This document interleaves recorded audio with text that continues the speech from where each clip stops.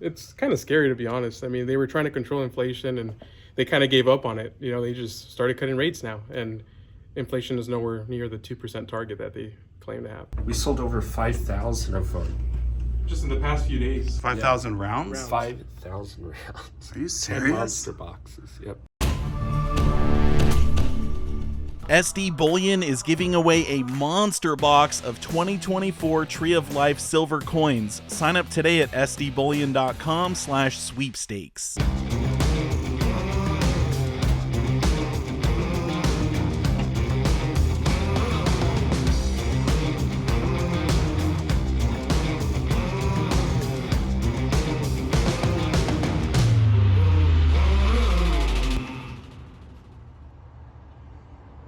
What's up, guys? Hey, what's up? Good to see you, Adrian, King Richard, and we got Bill in the house today. Right. And you know what? Harry is still gone. How's it been without Harry? Easy. Who wants to go first? The shop is still here. No, it's been challenging being down two guys. Bill just got back from vacation and Harry's still out, but we're managing, we're taking orders, we're buying, selling a lot. So with the price movement, we've had a lot of increased activity, to say the least. Yeah, well, talking about the price moving, silver is up $1 today. Yeah. And gold is up as well. It's at an all-time high. It seems like every time I look, it's a new all-time high. Yeah, definitely. With the predictions from last week that we were talking about, with the rate cuts, silver and gold moved. They moved up. They moved really big. You can't always be right, but what do they say that, past events can predict the future? It's just bound to happen when you're cutting rates and you're making money so cheap to borrow. It's kind of scary, to be honest. I mean, they were trying to control inflation and they kind of gave up on it. They just started cutting rates now, and inflation is nowhere near the 2% target that they claim to have. Yeah, no doubt. How was your vacation, Bill? Where'd you go? It was great. Yeah, I went back to West Virginia and just hung out for a while and saw the family. Yeah, you're looking super tan from West Virginia. I went to some of the shops around the Pittsburgh area, and that was interesting. Most of them are primarily just buying operations. There was only one or two that had a lot of like retail stuff out, like something we would do. Did you see anything cool? Yeah, there was some good coins there. Yeah, you pick up some stuff? I did. You want to show up anything? Oh, okay. Well, while Bill's grabbing those coins, I'm going to show you guys the case here.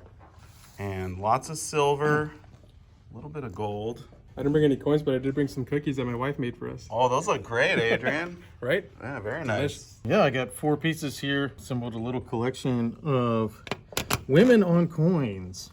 Really? So these are all basically wives of emperors, wives or mothers. I think the Romans were unique in the ancient world for having like real women on coins. These are not allegories. These are not like a goddess. These are like actual women in positions of power that is on a coin, Yeah. 2,000 years ago. That's an uncommon thing. Yeah, very uncommon. Well, that's cool. So you have a little collection there. Are they all different or some of them the same? Yeah, these are all different. They're all, there's 3 denariuses and 1 double denarii. Wow, look at But that. they are all different, yeah. Are they all silver? Yes.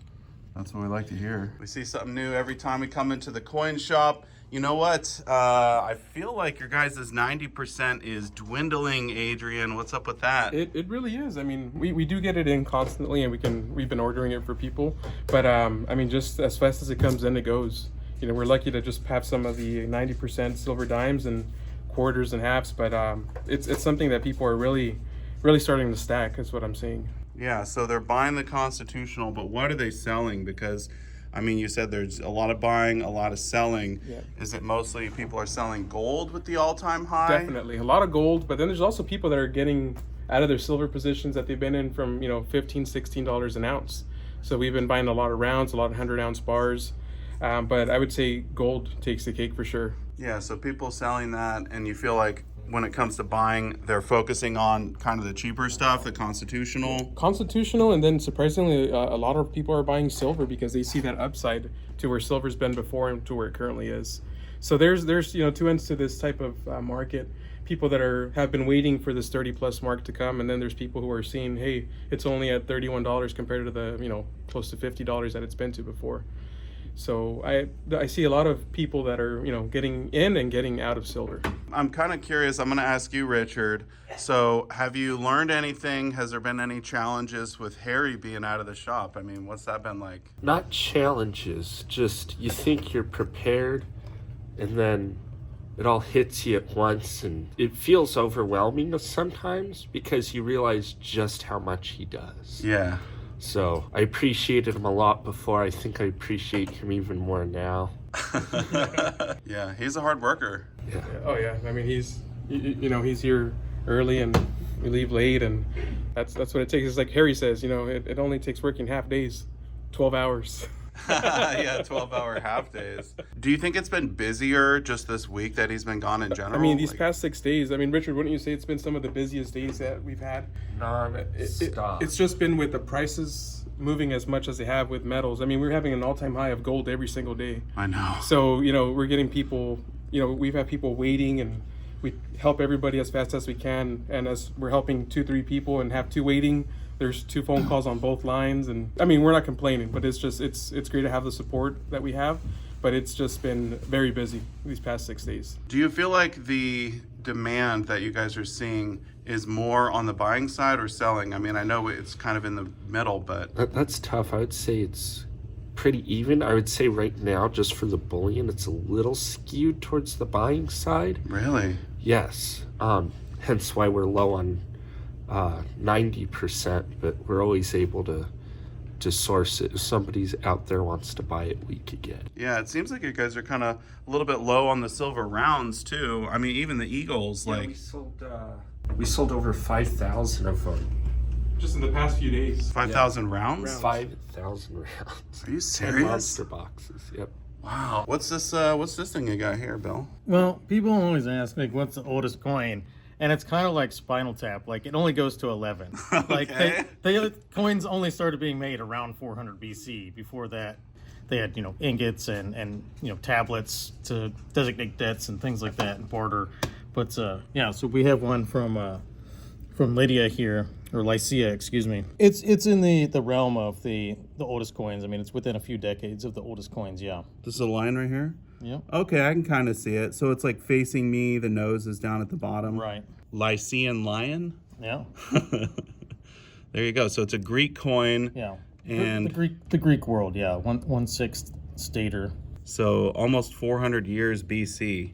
Yep. That's pretty insane. So if you have this one in your collection, you can pretty much say I do have the oldest coin. Just about, yeah. I mean, there's maybe a few like electrum pieces that would be like maybe a hair older. All right, boys, I want to get into gold now. So you have a few pieces of gold here. Everyone's saying, okay, it's at an all-time high, but what's next for gold? Where does it go from here? Just because something's at an all-time high, anytime an asset's going up, it's making new all-time highs every single day. When gold was going up to, 800 in the early 80s, every month or every week or every day was a new all-time high. You don't really actually know when the top is. Just because it's at an all-time high today, that doesn't mean that that's the inevitable market, because it's always an all-time high when it's going up. I remember when 1,000 was an all-time high, 1,100, 1,200, 1,300, 2,000. When you're in an interest rate environment where it's like basically an effective net negative rate, the interest rates are lower than the inflation rate.